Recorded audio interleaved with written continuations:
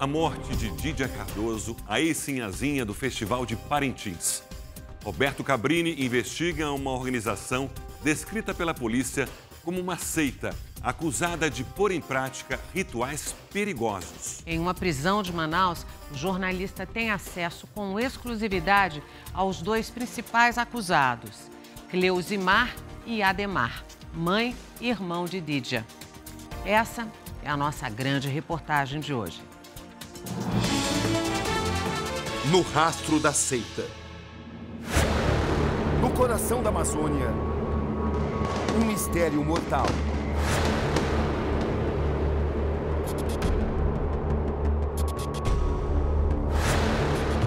Que mistérios se escondem atrás dos muros da Casa 22? Para desvendar, é preciso um olhar que vai além das grades. Lá dentro, mãe e filho caminham pelo longo corredor do complexo penitenciário de Manaus. Quem são eles? Como chegaram até aqui? Qual o papel de cada um no funcionamento de uma seita que estimulava o uso de drogas com efeitos alucinógenos? Uma seita polêmica cuja própria existência é negada por seus integrantes. Mano, tu deu 3 tringadinhas, tu entrou no espírito e se elevou. A começar pelos líderes. O que eles afinal prometiam? Como as drogas entravam na seita?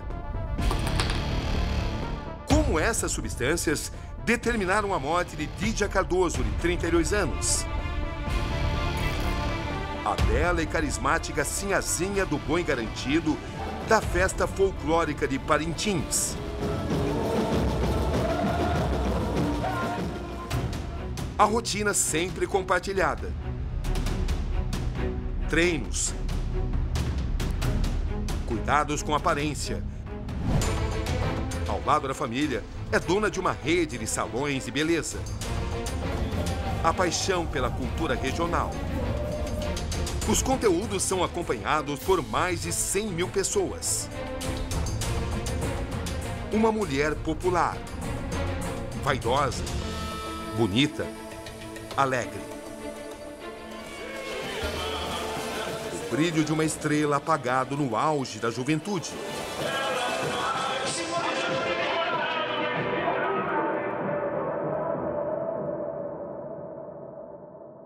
Estamos no quartel-general do funcionamento da seita, segundo as investigações. Esta é a rua Guapiaçu, no bairro Cidade Nova, em Manaus. Aqui nessa primeira casa viviam funcionários de Cleusimar. A droga cetamina era armazenada aqui. Nesse sobrado funcionava o salão de beleza de Cleusimar. Salão de beleza em um período e local de funcionamento da seita, segundo a polícia, em outro. E se caminharmos nessa direção e passarmos essa primeira casa até chegarmos ao número 22, encontraremos a residência dos Cardoso. Cleusimar, Ademar e Dídia viviam aqui. E também aqui, na manhã de 28 de maio, Dídia Cardoso foi encontrada morta.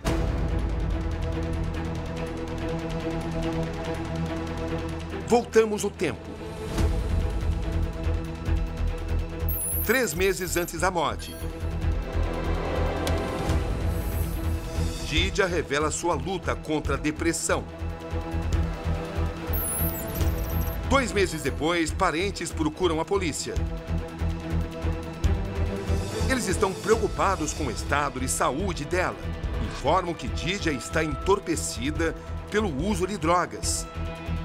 E também denunciam que a musa está em cárcere privado dentro da própria casa. Ela usava a ketamina como tratamento. Ela dizia que o cannabis e a ketamina eram tratamento. Uma semana antes da morte, a polícia vai à casa da família Cardoso.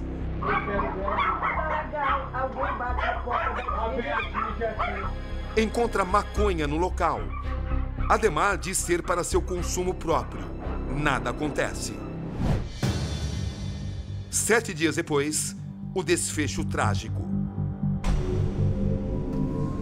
Quando as portas da casa 22 enfim se abrem, os enigmas começam a ser decifrados. Foram aqui os últimos dias de vida de Didia, as últimas imagens. Olha como você tá. Recebemos autorização e vamos entrar. É a primeira vez que o jornalista tem acesso à casa onde morreu Didia Cardoso. Trata-se de uma propriedade luxuosa para os padrões. Um terreno de 10 metros por 30, 16 cômodos e um total de 4 quartos. Vamos caminhando nessa direção e encontramos esse primeiro quarto, o principal, o maior, que era o quarto de Cleusimar, a mãe, a líder da família. Passamos esse pequeno banheiro e aqui vamos encontrar o quarto da própria Didia Cardoso. É inevitável observar que aqui dentro o clima é pesado. Roupas importantes da trajetória dela. Aqui a roupa que ela usou para ganhar o concurso em 2021 de Rainha do Abordo, um concurso de beleza. E aqui vamos encontrar as roupas que ela usava para interpretar o personagem Sinhazinha. Muitas lembranças, muitas recordações. E agora a parte mais importante nessa história que estamos resgatando. A cama onde Didia Cardoso foi encontrada. O corpo dela estava aqui. A morte aconteceu, segundo a perícia, às 4h30 da madrugada. Mas ela foi encontrada pelo restante da família às 6 horas da manhã. O laudo do Instituto Médico Legal atesta um edema cerebral. A condição afeta o coração e a respiração de Didia, mas a causa é indeterminada. Os sinais são de uma overdose. No momento da morte de Didia Cardoso, onde estavam os integrantes da família? Cleusimar afirma que quando sua filha morreu, ela estava aqui no quarto dela. O quarto de Ademar fica ainda mais distante. Temos que passar a cozinha, entrarmos nesse pequeno corredor, passarmos esse banheiro e aqui no fundo fica o quarto de Ademar. Ele afirma que quando a irmã morreu, ele estava aqui, distante dos acontecimentos.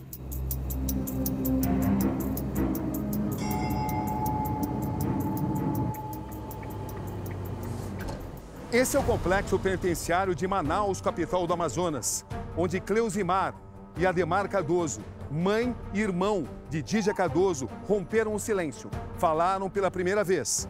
Um homem e uma mulher, ambos acusados de criarem uma seita que envolvia o uso de substâncias ilegais e que terminou com a morte de um parente muito próximo, justamente uma das mulheres mais populares do estado. A mãe e o irmão teriam algum envolvimento na morte de Didia? Qual o papel deles? Cleusimar Cardoso Rodrigues, 54 anos, mãe de Didia, apontada como a líder da seita. O que passa em sua mente enquanto caminha? Suas expressões explicam o momento.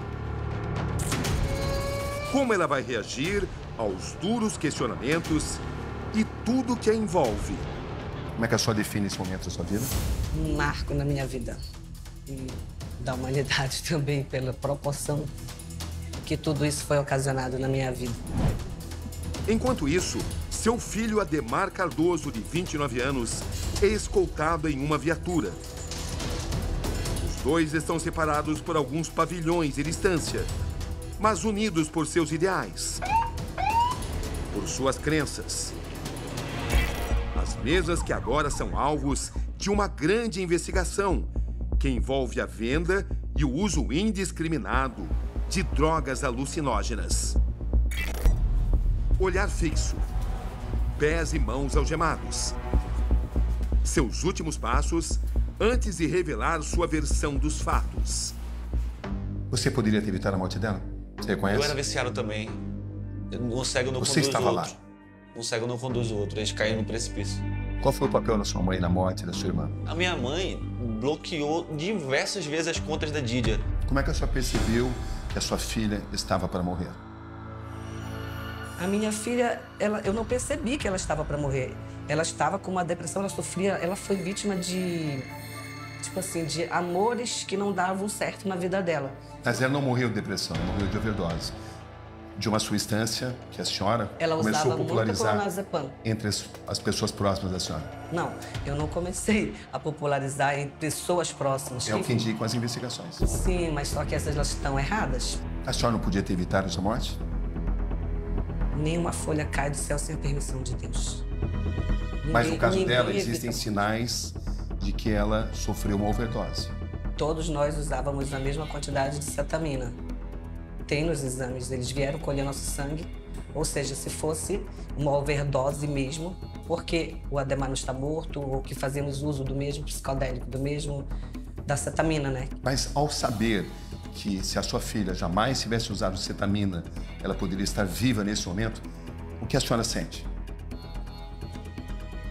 A escolha que nós fazemos na nossa vida, nós somos seres individuais, eu não tenho como obrigar a ninguém fazer nada, nem os meus filhos. A senhora era mãe dela? Mesmo que seja, a Didia tinha 32 anos, ela era consciente do que ela fazia. Sim, a suspeita é que Didia tenha sofrido uma overdose de cetamina, ou ketamina, como também é conhecida.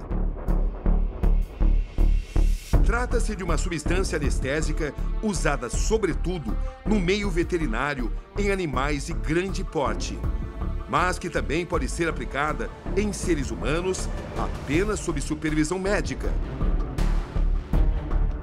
Em geral usada em casos de depressão, que necessita de autorização e de acompanhamento de médicos. A substância age rapidamente no corpo.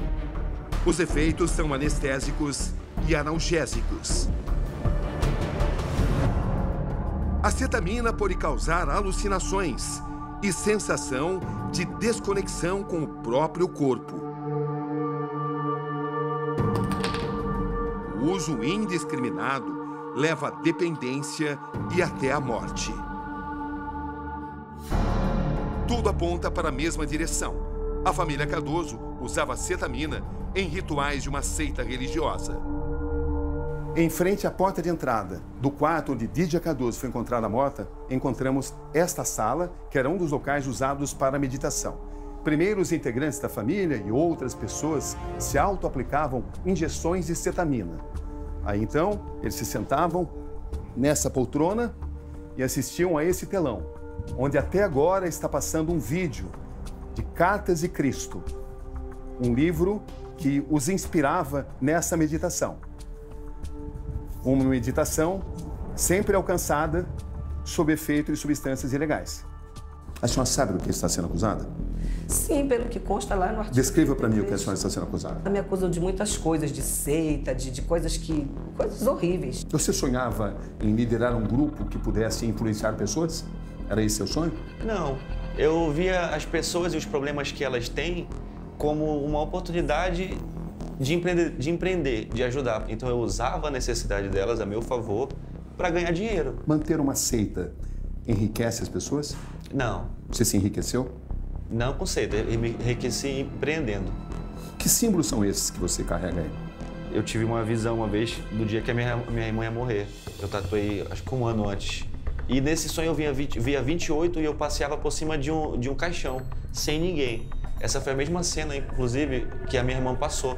Eu tenho também aqui o Pai e Mãe Vida, que dizem que é da seita. Pai, Mãe, Vida, inicialmente a gente pode pensar em algo positivo, mas aí próximo tem uma serpente. Como assim? A serpente, ela não é mal. É o que teve na Bíblia. Biblicamente, você sabe que é. Na verdade, a serpente é um animal como qualquer outro. Muitos vão enxergar essas tatuagens suas de outra forma. Você tem consciência disso? Eu acredito com quem tem vendas na mente. Mas como funcionava de fato esse grupo? A senhora é acusada de ser líder de uma seita com práticas incomuns, práticas que potencialmente levaram à morte da sua própria filha. Me acusaram dessas coisas de seita. Eu sou livre para cultuar o que eu quiser no Brasil. Eu posso cultuar o que eu quiser. A senhora só não está livre para potencialmente ou teoricamente pôr a vida de outras pessoas em risco. Mas eu nunca fiz isso. Eu sempre estive dentro da minha casa fazendo reuniões. Como eram suas reuniões? De cabeleireiros. A gente fazia experiências de cabelo. Como é que funcionava isso que a polícia classifica como seita que vocês mantinham? As pessoas vinham nas reuniões, os gerentes, eles olhavam o nosso estilo de vida e falavam, pô, eu quero ficar que nem você. E esse conceito começou a crescer? Esse conceito começou a crescer porque a gente usava a cetamina, tinha um estilo de vida diferente dos demais e as pessoas queriam. Vocês começaram a entrar numa espécie de transe, era uma transe ali. Era um transe. Ele é um transe focado na meditação. Sua mãe era líder, você também? A sua irmã? Não existia um líder, a gente meditava e esperava vir o transcendental. E essas pessoas que começaram a participar também, esse tipo de ritual, esse tipo de comportamento começou a dar dinheiro? Não, a gente sempre ganhou dinheiro empreendendo. Seus gestos? Suas reações? O que é um grupo pai, mãe e vida? As cartas de Cristo. Não é um grupo o qual a senhora lidera? Isso não é o grupo, isso é cartas de Cristo. A senhora se colocava como quem? Eu tive uma visão, eu apliquei a cetamina, é como se eu fosse minha mãe nesse momento. Aí passou a morte dela na minha cabeça, assim, um filme da vida dela toda, igual filme. Vocês falavam de mensagens cristãs, mensagens nobres, e com o uso de drogas que destruíam pessoas? Uma grande contradição isso? Eu acredito que a contradição está no excesso. Quando gera um excesso, é prejudicial. E onde você sentiu que você cruzou a fronteira? Eu senti quando eu gastei excessivamente. Você admite que foi você quem trouxe a cetamina aqui para Manaus para o uso da sua mãe, da sua irmã e de outras pessoas? Não. Cada um comprava a sua própria cetamina.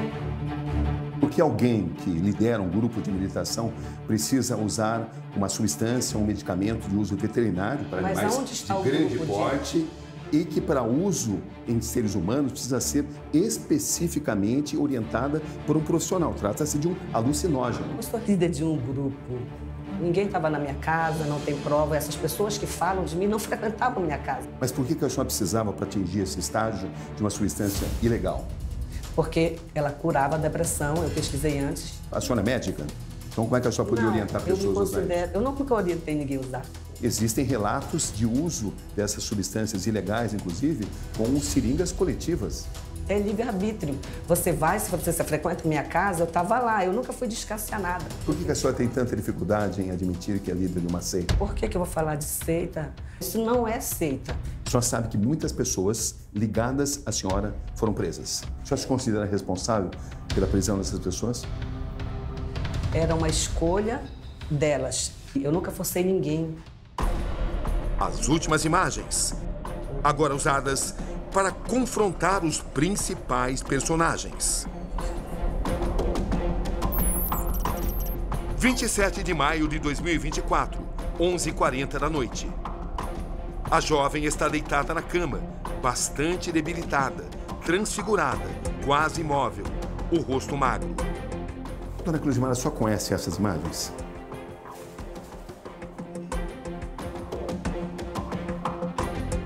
Isso era a Didi e o Bruno. Essa voz é do Bruno. São as últimas imagens da sua filha. Solta. Dá pra mim.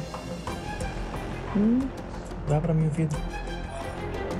A senhora concorda que ela está totalmente alterada, hein? Ele foi lá pra casa pra fazer com que ela parasse. Tá segurando, não consegue nem se aplicar. Mas a senhora, como mãe, não deveria agir? Tá travado aí. Eu estava no meu quarto. Então, esse vídeo aqui eu não conhecia. Pelo visto, o Bruno filmou, né? Como você tá?